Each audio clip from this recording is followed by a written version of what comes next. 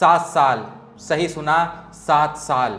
7 साल बाद ऐसा हुआ है कि बांग्लादेश ने इंडिया को कोई ओडीआई मैच हराया है। वापस से कहीं ना कहीं दिल ये सोचने लगा है कि ये सब हो क्या रहा है, ये सब हो क्यों रहा है, ये कर कौन रहा है, इसके पीछे असल कारण क्या है। मतलब माना कि पिछले कुछ महीनों या साल के मुकाबले चीजें खराब हुई हैं, प्लेयरों का जो फॉर्म है वो भी नीचे गया है, लेकिन इंडिया ऐसे तो नहीं हारती थी ना, इतनी आसानी से इतनी खराब चीजें तो नहीं होती थी ना।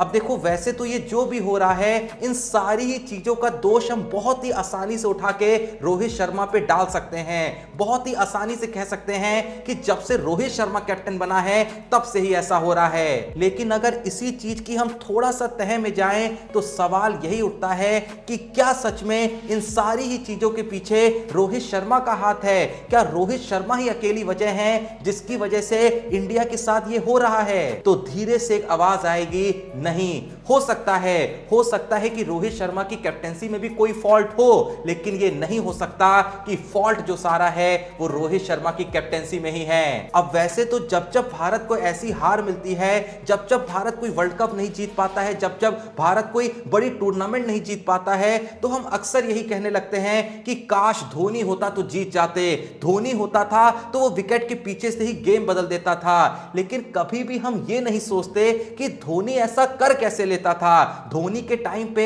ऐसा क्या होता था जो अभी नहीं हो रहा है। हम हर बार धोनी की कैप्टेंसी की काबिलियत को ये कह के दरकिनार कर देते हैं कि धोनी बहुत लकी था, धोनी अगर पत्थर को भी छू दे तो वो पारस बन जाए। लेकिन जैसा मैंने कहा कि हम कभी भी इस बात पे दिमाग लगाते ही नहीं हैं कि आखिर धोनी क्या अलग करते थे। तो देखो आज की वीडियो में मैं ऐसी 5 बातें आपको बताने वाला हूं जो अभी के अभी रोहित शर्मा को अपनी कैप्टेंसी में लानी होगी। और ये 5 बातें जो हैं ये असल में वही 5 बातें हैं जिसने धोनी को महान कैप्टन एमएस धोनी बनाया था। इसमें सबसे पहली चीज जो आती है वो है फील्डिंग। अगर आपने धोनी के कैप्टेंसी वाले एरा को स्टार्टिंग से लेके एंड तक पूरे अच्छे से ऑब्जर्व किया होगा तो एक चीज आपने हमेशा नोटिस करी होगी कि धोनी के लिए फील्डिंग सबसे बड़ी प्रायोरिटी होती थी। ना बैटिंग होती थी ना बॉलिंग होती थी, हमेशा फील्डिंग ही होती थी। देखो जब भी इंडिया कोई मैच हारता है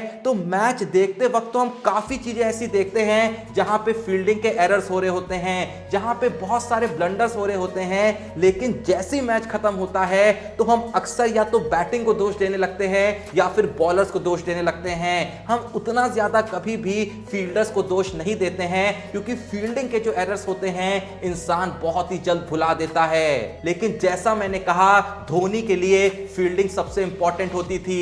अगर आप लोग को याद हो तो धोनी ने टीम से कई बार ऐसे प्लेयरों को ड्रॉप किया है जिनका बैटिंग में फॉर्म ठीक ठाक चल रहा था, इवन कई बॉलर्स को भी ड्रॉप किया है जो बॉलिंग भी ठीक ठाक करा रहे थे, लेकिन उन्हें सिर्फ इसलिए टीम से निकाला कि वो फील्डिंग अच्छी नहीं कर पा रहे थे। क्योंकि जैसा कि मैं पहले भी कह चुका हूं, अब भी कह रहा हूं, आगे भी कहूंगा कि धोनी की एक बहुत ही सिंपल सी थ्योरी थी कि एक जो अच्छा बैट्समैन है वो अच्छे दिन पे ही बैटिंग करेगा, एक जो अच्छा बॉलर है वो कभी अच्छी बॉलिंग कराएगा तो कभी खराब बॉलिंग कराएगा, लेकिन जो अच्छा फील्डर है वो आपको हर मैच में अच्छी फील्डिंग करके देगा।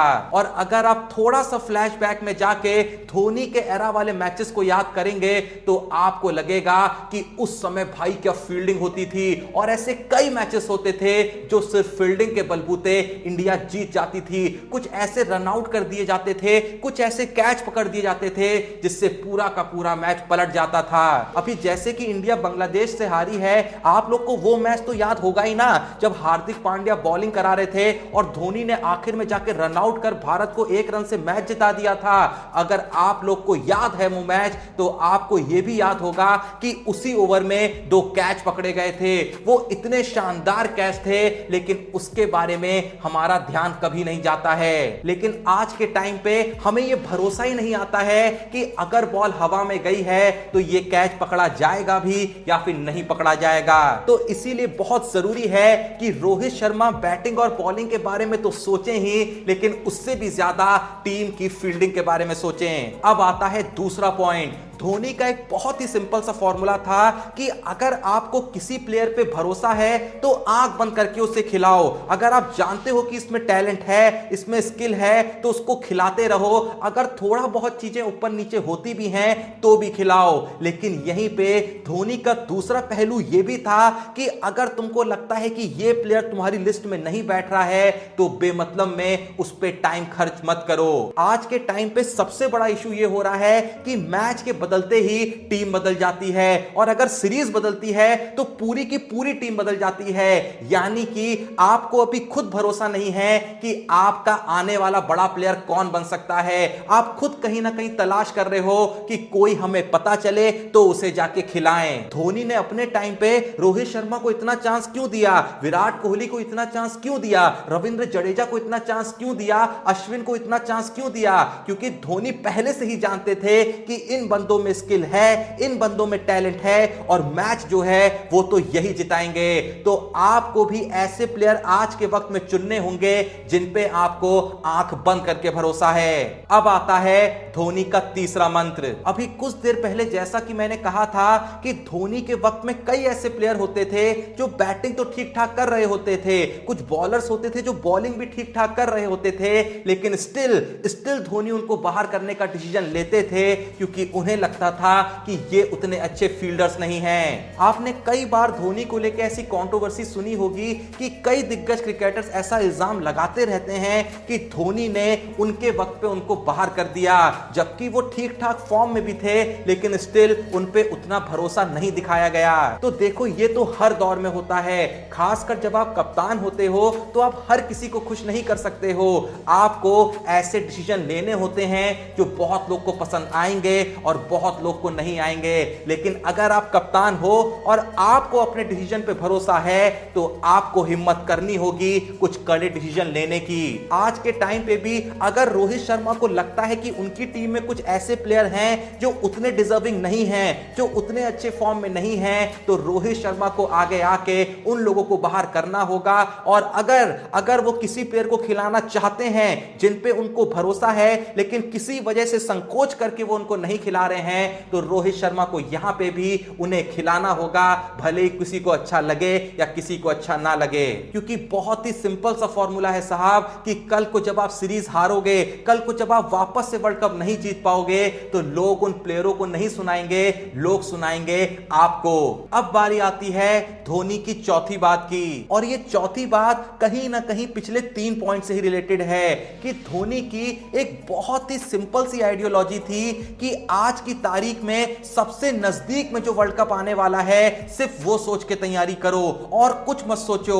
ये सोच के तो बिल्कुल भी तैयारी मत करो कि ये वाली सीरीज कैसे जीतेंगे।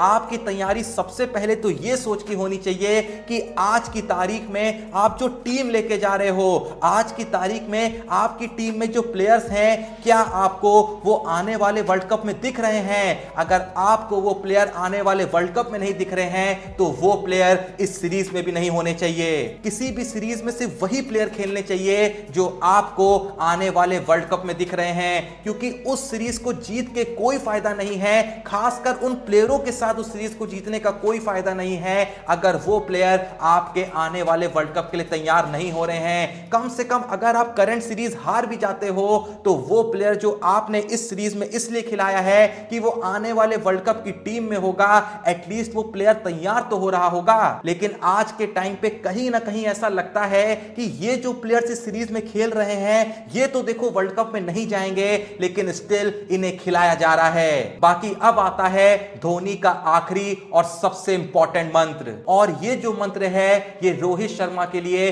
सबसे ज्यादा इंपॉर्टेंट है। धोनी के इस मंत्र को अपनाने के लिए रोहित शर्मा को बस इतना ही करना है कि दुनिया जो भी कहे उन्हें घंटा फर्क नहीं पड़ना चाहिए। बहुत बार होगा कि दुनिया कुछ अच्छा कहेगी और उससे भी ज्यादा बार होगा कि दुनिया कुछ बुरा कहेगी, लेकिन जैसा कि रोहित शर्मा को पता है कि आने वाले वर्ल्ड कप तक अब वही कप्तान होने वाले हैं, तो उन्हें बस वही करना है जो उनको सही लगे। उसके बाद जब वो कप्तानी से हट जाते हैं, जिन्हें कहना होगा वो अब भी कह रहे हैं, वो तब भी कहेंगे। लेकिन इस समय अगर आप कप्तान हो तो आपको इस बात से बिल्कुल भी इन्फ्लुएंस नहीं होना चाहिए कि दुनिया क्या कह रही है। धोनी ने इतना कुछ देश के लिए किया है लेकिन स्टिल आज भी देश में कई लोग हैं जो धोनी को हेट करते हैं, जो धोनी से नफरत करते हैं और इसकी कई वजह हैं। कई प्लेयरों को धोनी ने बाहर किया है, उनके फैंस धोनी को हेट करते हैं। कई प्लेयरों को चांस मिलना चाहिए था, धोनी ने शायद उन लोगों को चांस नहीं दिया क्योंकि धोनी को सही नहीं लगा,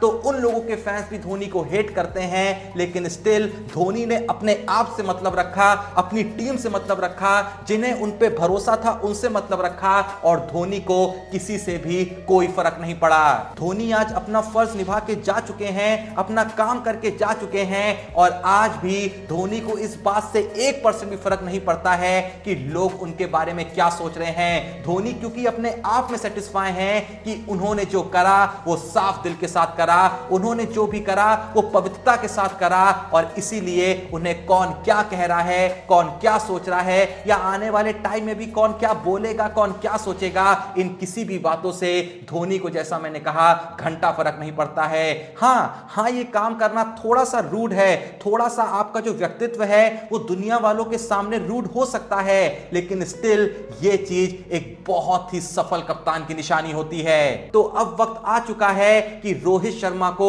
धोनी के इन 5 मंत्रों को अपनाना होगा, उस आइडियोलॉजी को अपनी कप्तानी में लाना होगा। उसके बाद देखना बहुत हद तक चीजें अपने आप बदल जाएंगी। इसीलिए मैंने पहले भी कहा था, अब भी कह रहा हूं कि बार बार सिर्फ ये मत कहा करो कि धोनी ने इतना कुछ कर दिया, इतना कुछ जिता दिया, अभी क्यों नहीं हो रहा है। जब आप ऐसा कह रहे हो तो इस बारे में भी बात करो कि धोनी ने ऐसा किया कैसे, ऐसा क्या था जो अभी नहीं हो रहा है और ऐसा क्या कर सकते हैं जो धोनी ने अपने टाइम पे किया था। बाकी जो भी ये वीडियो देख रहा है, आपके हिसाब से वो एक सबसे इंपॉर्टेंट चीज कौन सी है जो रोहित शर्मा को धोनी से सीख के अपनी कप्तानी में लानी होगी, कमेंट में जरूर बताइएगा। वीडियो पसंद आए तो वीडियो को एक लाइक जरूर दीजिएगा एंड अगर अभी तक आपने चैनल को सब्सक्राइब नहीं करा है तो प्लीज जो भी ये वीडियो देख रहा है चैनल को सब्सक्राइब करिएगा। बाकी मिलते हैं नेक्स्ट वीडियो में, तब तक के लिए जय हिंद, धन्यवाद।